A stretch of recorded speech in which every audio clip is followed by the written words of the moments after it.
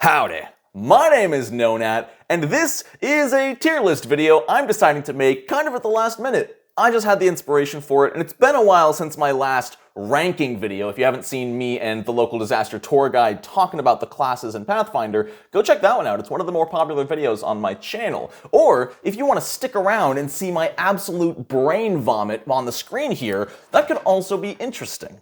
You see, I didn't script this video. I didn't prepare this video. I have not done anything in advance of this video. Why is that important? Well, because I tend to contradict myself. The list you see here may or may not completely contradict my rankings from months ago. So, I'm sure some of you in the comments are gonna call me out on that, but like I said, I'm not rewatching that list, I'm not writing anything down. This is going to be my personal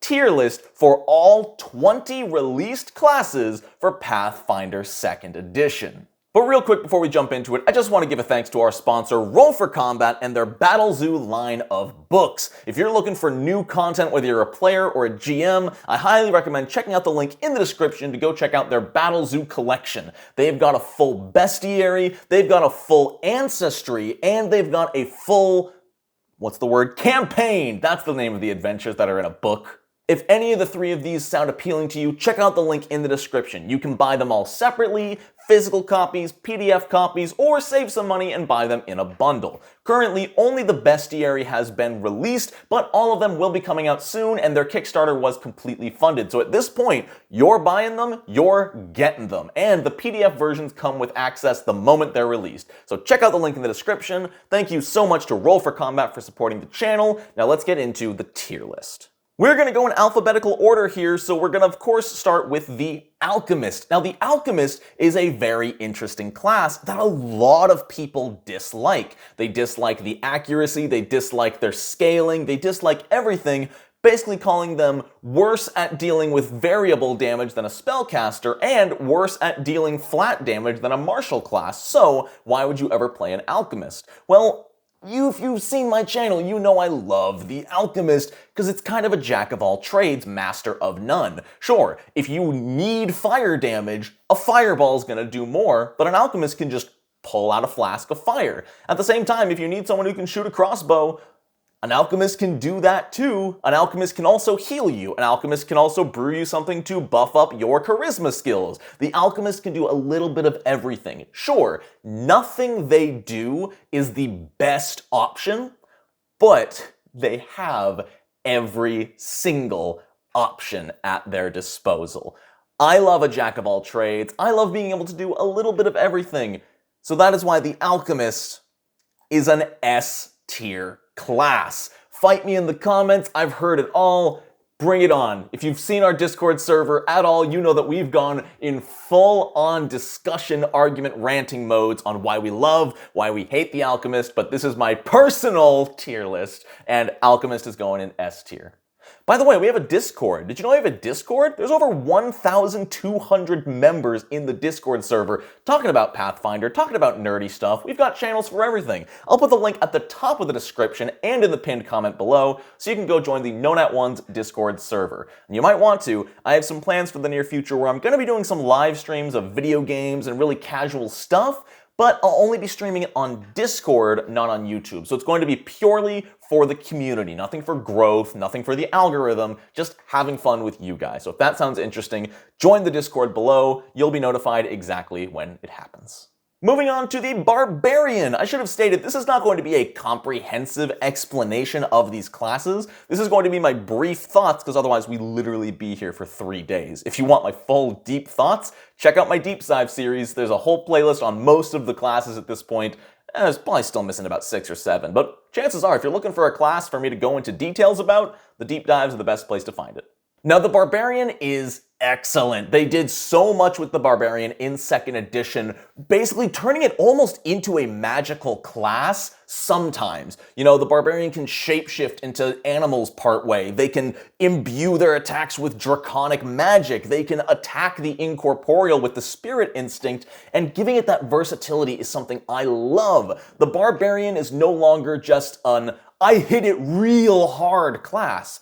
But at the same time, they didn't remove that option. The Rage and Giant instincts are perfect for that if you just want to hit stuff really hard. They have given the Barbarian a much more unique identity without stripping it of that classic idea. And for that reason, I'm giving the Barbarian an A-tier ranking. It's not quite as versatile as something like the Alchemist, but I have not seen a Barbarian build that I dislike. The only thing I want to see for the Barbarian is some more thrown weapon support. Give us an instinct that is all about chucking things. I don't know what it would be. Leave some thoughts in the comments. I just want a Barbarian, because they have a few feats. Like, level 1 has Raging Thrower. And when I first read that feat, when I first got Pathfinder 2e's core rulebook, I'm like, yes, there is a whole list of feats and support for a thrown weapon Barbarian.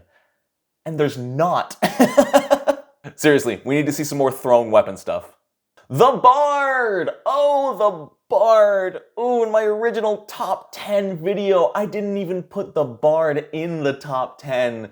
I made a lot of people upset, and it was really funny how many people got really angry and called me stupid. The Bard has some issues that have yet to be addressed in Pathfinder's lifespan. The Bard is just a worse sorcerer. They've got some cool support options, but what used to be so unique to the Bard has been given so many new ways to access it. Because there's just 3 types of bonuses, circumstance, status, and item.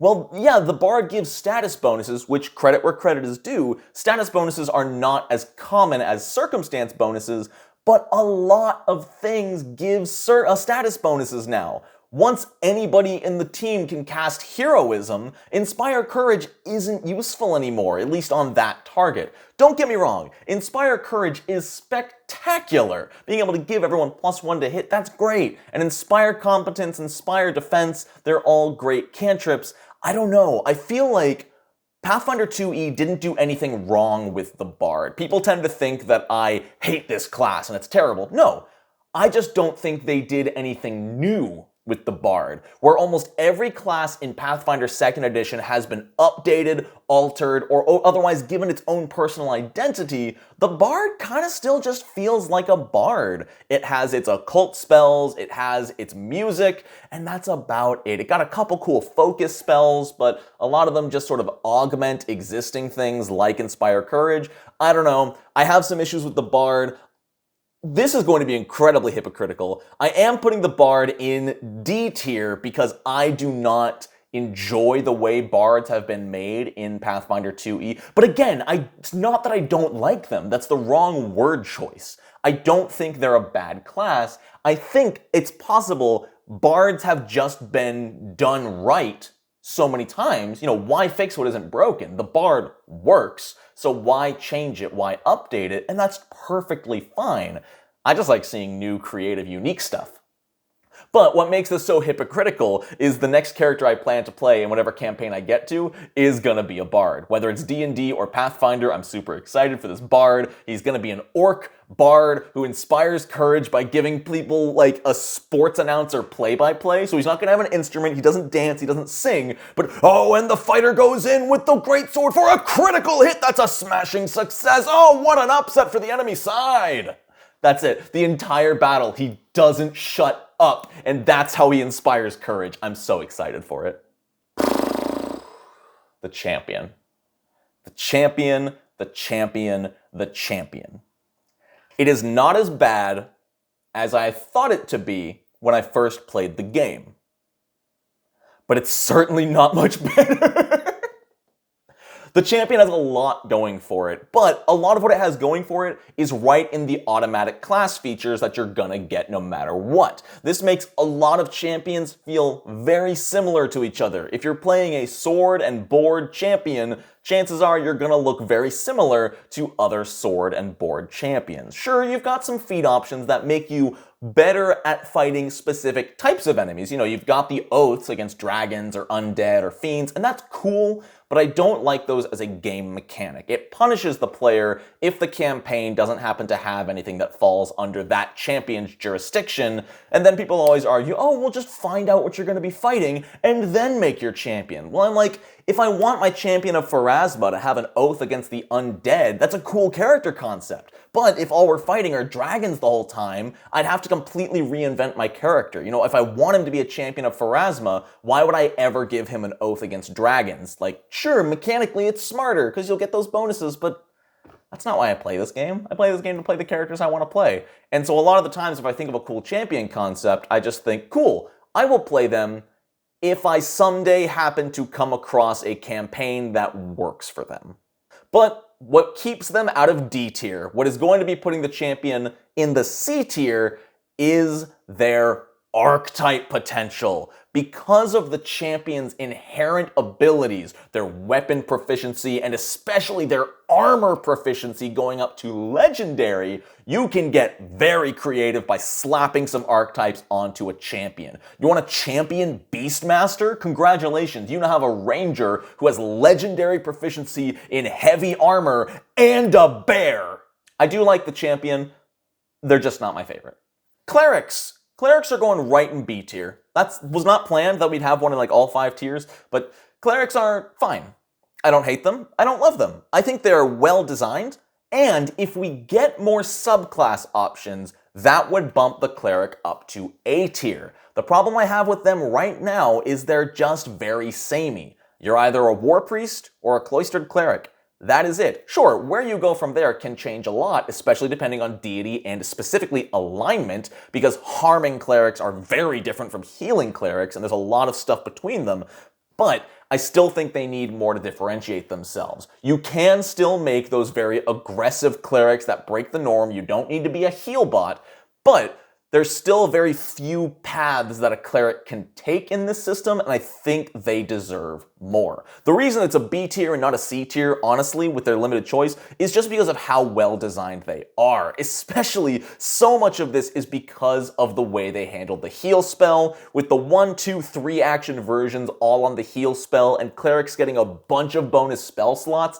just for heal or harm. You're gonna have so many options in combat that clerics are always going to be interesting. It's never gonna be as simple as, oh, you know, I cast heal. All right, my turn's done. Oh, it's my turn? Heal. I'm done. No, it's gonna be, do I save an action by touching him and single action healing? Or do I keep my distance and spend the 2 actions with the ranged heal? Or do I risk healing some enemies but heal all of my allies with my 3 action heal? Ooh, but if I take selective channeling, I can get away with there's so much to the cleric, and I really like it. They just need just a 3rd subclass. That's all I ask, is 1 more subclass for the cleric. By the way, I made one. It's on Patreon. The missionary domain is really cool. It's all about using the 1 action version of heal and making it stronger when you do that. It's really, really neat, and I like it, and you should pledge to Patreon.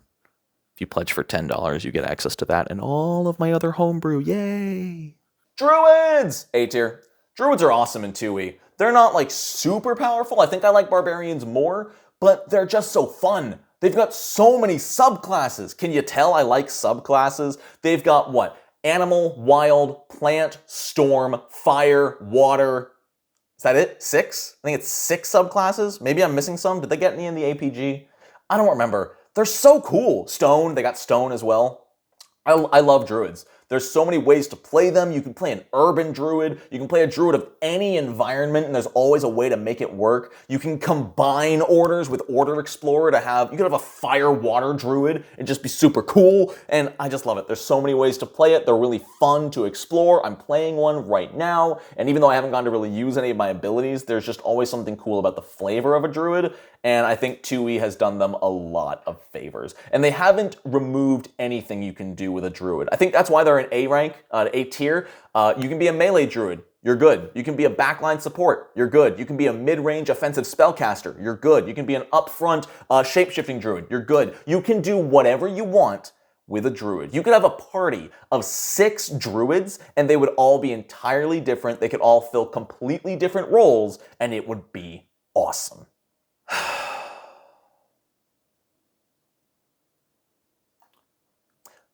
So, don't get me wrong here. F does not stand for failure. F tier is not worse than D tier. F just means fighter. Because fighters are in a tier all their own. The fighter is incredibly fun to play. If any of you take that out of context and put it on Twitter, I will ban you for life. Don't ask me how. I'll ban you from YouTube. It'll happen. Fighters are such an interesting case, and similar to Alchemist, there's been a lot of discussion around the class. They just get a +2 to hit over every single other class in the game. That's it. That is the only thing that is the point of contention. Everything else about the fighter, the no subclass, the 1,000 feat selection, the extra feats from being a fighter, love it. All of it is great. And the +2 to hit wouldn't even be that big of a deal except for the +10, -10 crit success system. When you give a character +2 to hit, you're not just giving them a +2 to hit, but also a +2 to crit, which is massive. So that's why the fighter is in a tier all its own. I do think mechanically the fighter is imbalanced. He is too good at what he does, and if he can ever get his hands on weapons that deal elemental damage, you really don't need anybody else on the team. A team of 4 fighters with ranged weapons and elemental runes and whatnot can probably take on almost any threat. But at the same time, a lot of people defend, well, fighters don't get as many skill proficiencies, they can't cast magic, and they're worse at roleplay. And I'm like, well, no, nobody's worse at roleplay. But what I will give you is they have less tools to use in roleplay. Yes, the fighter probably won't be as proficient in as many skills as the rogue. They won't have an animal, well, unless they take Beastmaster. Ugh. The point is, mechanically, I do think fighters are overpowered. In the grand scheme of things, it doesn't matter. I played one. It was really fun. I played a Fighter Oracle Eldritch Archer, and it was super fun to get critical hit produce flame shots with my short bow. It was a blast. If you like getting critical hits, it's cool. But let me tell you, nothing actually hurts more than rolling a 2 on the D20 and still hitting the monster. Gunslinger. This one is going to be interesting because I have not had a lot of time to examine or judge the Gunslinger. I think I'm going to be safe and put them in A tier. Unfortunately, I have not dived into Guns and Gears too deeply yet, so most of what I'm talking about comes off of the playtest, but from what I've heard, the Gunslinger didn't change too much from the playtest. There were just a few more feats added to smooth out some class choice options, which is great. Gunslingers are cool. I think there should be more classes like it or treated this way where they get legendary proficiency, but only in a specific type of weapon, their namesake. They get legendary only in firearms. Otherwise, they scale just the same as other martial classes. And I think that's awesome. There's a lot of ways to play them. There's long range. You can play a melee gunslinger, which I think is super cool. I love all the different ways they've added the gunslinger's way, which is their subclass. They've even got some silly stuff. You got rocket jump where you can shoot downward and launch yourself. It's super cool. I wish I had more to say. I want to play one. I played one in the playtest and it was a blast. I really like gunslingers. I also am just a sucker for firearms in a fantasy setting, especially when they're handled well like this. They're all black powder, they're all old school firearms, and if you don't like them, you don't have to use them. It's cool. The Inventor. I want to give Inventor S tier, but I think it is an A tier below Barbarian but above Druid. Inventors are so variable. You have so many choices. You can go with a companion. You can go with a super decked out suit of armor. But honestly, the thing that really wins me over for the Inventor is just the Weapon Inventor subclass. Just with the weapon innovation, you can get so many options. You can make so many different customized weapons that, again, similar to the Druid, you could have 6 Inventors all with the weapon innovation, and they'll still feel different. They'll deal different bonus damage at level 9. They'll all have different starting traits. They'll all have different weapons. Some will be ranged, some will be melee, some might be thrown. You can do so many things with an Inventor, and that's what these games are about to me, is making these totally unique, totally custom ideas to call your own, and then explore them. And that's what the Inventor does so well. It puts it on paper and it shows you, hey, here's all these toys.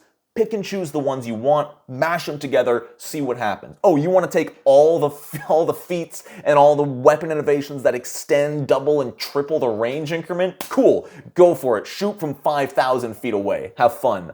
I love it. The Inventor is just one of the most fun classes to play around with in concept, and that is not something to be underappreciated. Just building, how many people do you know who just build characters for fun?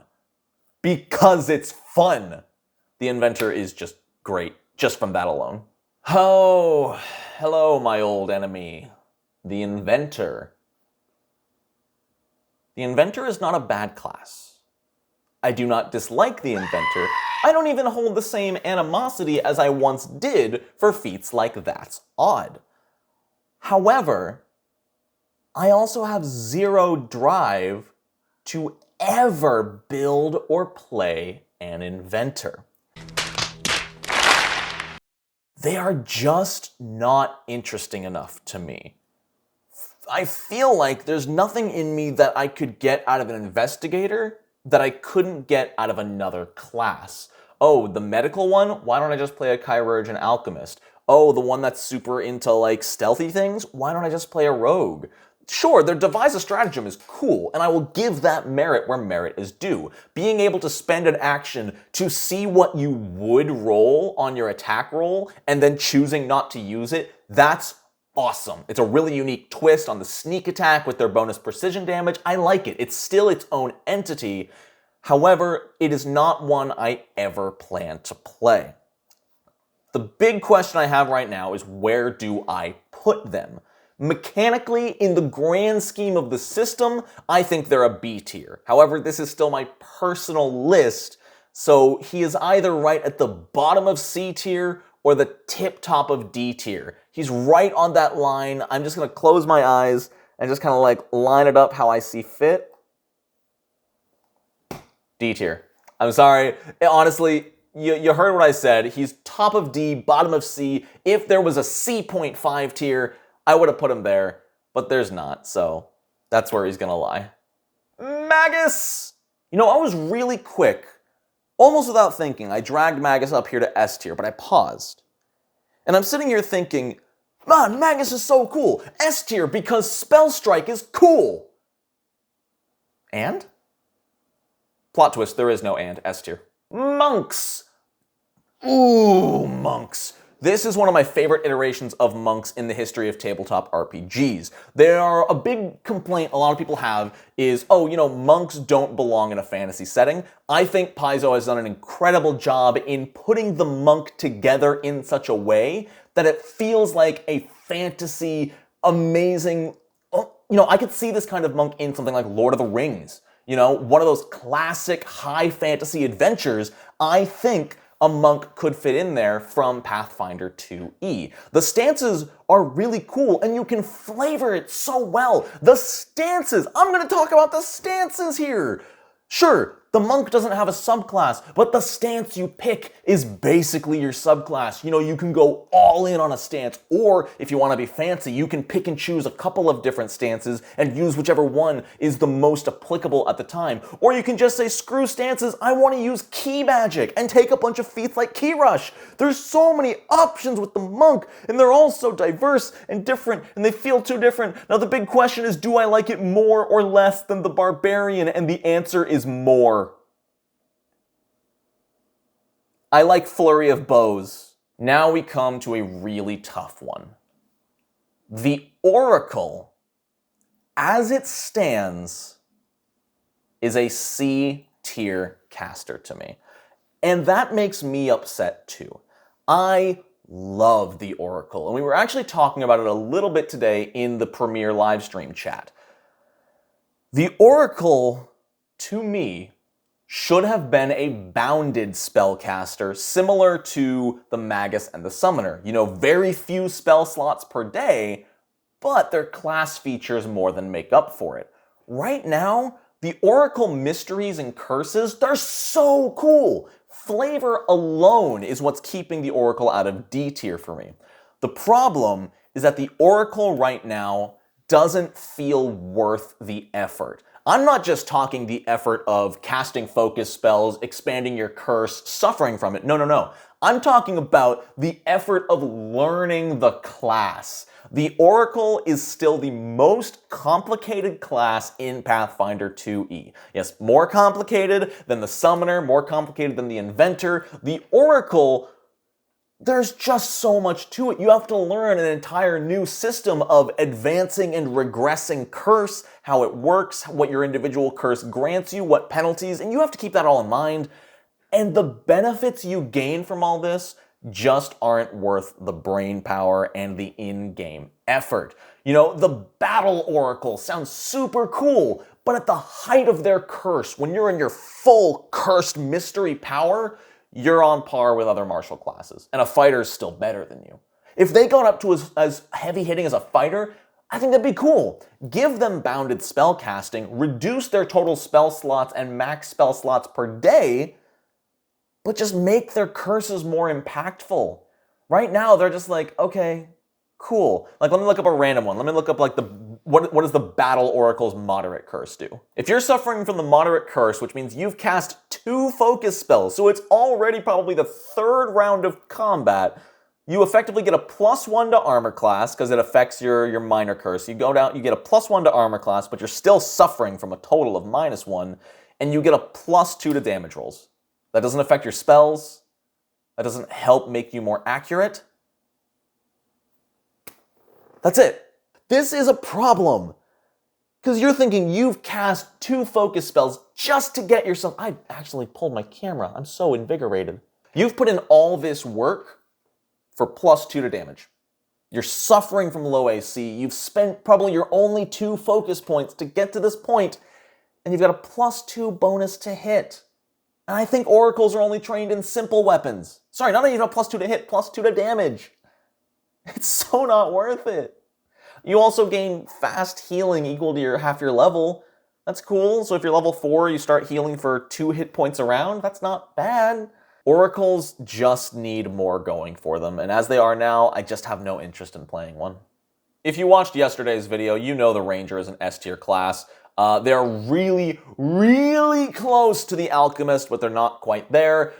Rangers are just fun because it is one of the first times I've ever seen a true single target build type character in a TTRPG without having to min-max and dial into a bunch of specific feats and whatnot. Rangers are just cool and super good at taking on one single target, and it's nice to see that as a class identity. You know, you double down on they're the boss killers. If you're fighting one single massive dragon, you hope you have a ranger on your team because their burst damage is gonna be insane. Rogues! I feel like I'm putting too many up here, but rogues are also an S-tier class. Sorry, Mauricio, your neck kind of gets cut off there. But I also don't apologize at all. Rogues in Pathfinder 2e are absolutely incredible. If you like rolling skill checks, you will love playing a rogue. No one gets anywhere near as many skill increases as them, and that was such a cool design choice by Paizo to double the amount of skill increases that rogues get. So not only can you master and legendary way more skills, but you can also just learn every skill in the game as a rogue. You can just be the ultimate skill junkie, skill monkey. It feels so good. Their sneak attack still feels great. With all the ways to get and give flat-footed in this game, sneak attacks have never been easier. And all of the different, the rogues, what's their debilitating strikes? The rogue's debilitating strikes feature, which changes depending on your subclass, if you take the feats, of course. Just so many cool ways to build a rogue, so many fun things to do. You can be a spellcaster rogue, you can just be super smart. I love that there's a strength-based rogue with the ruffian. Paizo, I love this class. Sorcerers. Oh, sorcerers. Sorcerers I'm going to put right next to clerics in B tier. I adore the sorcerer, sheerly, say it with me, from the amount of options it gives you. I love the bloodline feature. I know it's how sorcerers have always been, but being able to pick from so many different bloodlines and them all giving you different focus spells is so nifty. I really also appreciate the way they did the sorcerer, that they can take any different spell tradition depending on their bloodline. You know, if your magic comes from a nymph, it makes sense that you use the primal spell list. I think it's really, really neat. I really appreciate the way they did it. There's not a whole lot more to say. Casters are harder to talk about, especially core rulebook casters, because they just kind of are. You know, your sorcerer is your go-to spontaneous caster, but it also uses the focus points. I adore them. But if we want to talk about who I adore more, we talk about the S-tier summoner, the only class behind the Alchemist, and honestly, I could see it replacing Alchemist as my favorite class in the future. The Summoner is so much fun. The sheer creativity you get when customizing your Eidolon, the just sheer amount of options available to them with the Eidolon, similar to the Sorcerer's Bloodline, determining your caster tradition, the cool evolution feats, the focus spells that also augment or upgrade your Eidolon. I love the symbiotic gameplay where you share hit points. It's just everything I want out of a summoning class. They're even adding more and more support for like summon spells, you know, summon animals, summon undead. I love that stuff. And honestly, I adore the bounded spell casting. I am someone who is very particular and I save my spells, you know, I don't cast them super often, so I love having small amounts of spell slots to really save for when I need them. You know, I'll save one of them for that clutch heal spell later down the line, but for the most part, I'll be focusing on getting my Eidolon in there, and honestly, I cannot say enough how much I love how much the book encourages you to be creative with your Eidolon. You know, they never say, oh, a beast Eidolon looks like this. No, a beast Eidolon is whatever you want. They say, you know, it is whatever animal you want, it is whatever combination of animals you want. You can make something completely unique. My Eidolon as a beast summoner was a bear with a praying mantis head and praying mantis pincers. It was so cool. His name was Barrett. Summoner is S tier, no contest. I might like them more than Alchemists. I'm just not confident enough to put that there yet. 3 left, talking about the Swashbuckler. Swashbucklers are cool. Swashbucklers are neat. They somewhat suffer from the same problems as the Investigator, in that the Swashbuckler is basically just a fighter rogue. And I'm not saying that in a bad way, but I'm saying if you want to do one thing very specifically, you're better off picking fighter or rogue. However, they also have a lot of unique things. Swashbucklers have some of the most consistent damage in the game. If you want low risk for average reward, Swashbuckler's great. Once you get Panache, you're just dealing bonus damage on every single attack you ever do. And if you're confident you can finish them off, you can use the finisher to get a butt ton of bonus damage. It's a really fun playstyle that'll keep you engaged in combat, because you're always trying to balance the resource of Panache. Gain it, spend it, gain it, spend it. And as you level up, get more finishers, you have even more ways to use that resource. So that's why I'm going to put Swashbuckler at the top of B tier. It's not exactly my style of character, but I appreciate all the different Swashbucklers you can build, and I really appreciate the just engaging design at the base core value of the Swashbuckler. I like it. It's a little complicated. I would never recommend it for a first class, but it's a lot of fun, and I think it's great. I haven't gotten a chance to play one. I really want to. I haven't gotten a chance to play a lot of these classes, I should say. So what I'm kind of interested in, I'll probably make one of these tier lists every year or so, because I think my opinions are going to change as we get new content, as we get new feats and subclasses for all of these. These will shift around, I'm sure of it. So I'll probably update these in the future sometime. I'm sure this is already contradicting a lot of what I put on that video with local da. We've got 2 classes left. They're very similar. It would almost be a disservice to put them in different tiers, but I'm going to. First, the Witch, I'm putting at the top of C tier. I don't dislike the Witch. There's a lot of fun things you can do with it, but at the end of the day, the Witch feels like a wizard. I guess that's the end of that sentence. It feels like a wizard with a familiar instead of a spell book. That's about it. They get some different focus spells from their hexes, but honestly, it just kind of feels like the wizard again, with the Sorcerer's multi-tradition casting slapped in there. And while I don't think it's a problem on the Summoner, because it's a totally different thing, you're gaining the spells from your Eidolon, the Patron and the Bloodline feel very similar. You're picking the Nymph Patron, which is giving you the Primal spell list, but you're also, or a Nymph Bloodline Sorcerer, which gives you the Primal spell list. Whereas, if you have a Nymph Eidolon, or whatever the nature Eidolon is that casts spells, I think it's just Fae, the Fae Eidolon, it feels different because it's there with you. The Eidolon exists alongside you and fights alongside you as the Summoner, whereas with the Witch, it's just that sort of being that exists, and it could play deep into your campaign, which gives you a lot to play with, which is important. But especially coming out in the APG right after the core rulebook, I liked the Sorcerer getting the different traditions. I don't think we needed it on a prepared caster. I don't think I like it on a prepared caster. I don't know.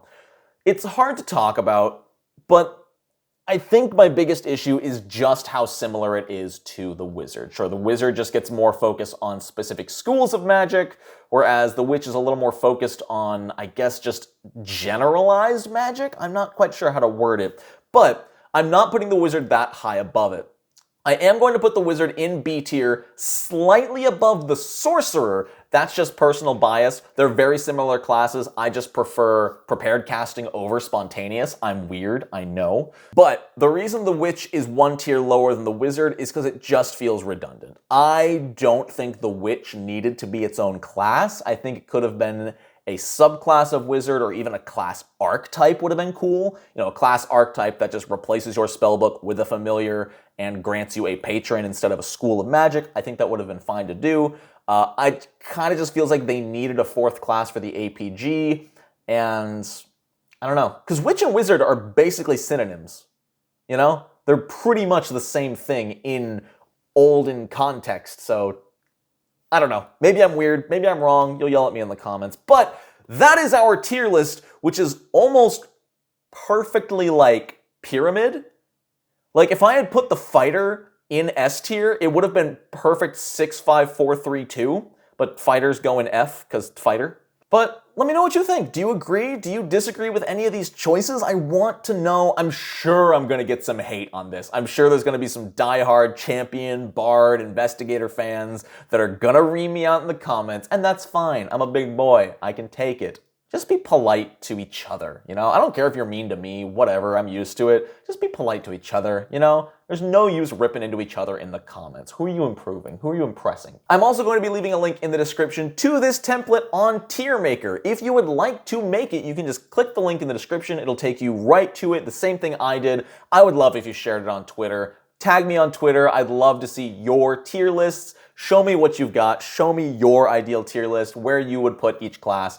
I would love to see it. I want to give a huge shout out to my patrons for supporting me in everything I do. Thank you all so much for keeping this channel alive and keeping my lights on. Also helping keep those lights on is Roll for Combat, our generous sponsor. Click the link in the description to check out their Battle Zoo line of books, including the Battle Zoo Bestiary, which is available for public release already. And most of all, as always, thank you so much for watching. I hope you have a wonderful rest of your day. And until next time, no nat ones. Oh, I'm gonna cry when all the comments are mean to me.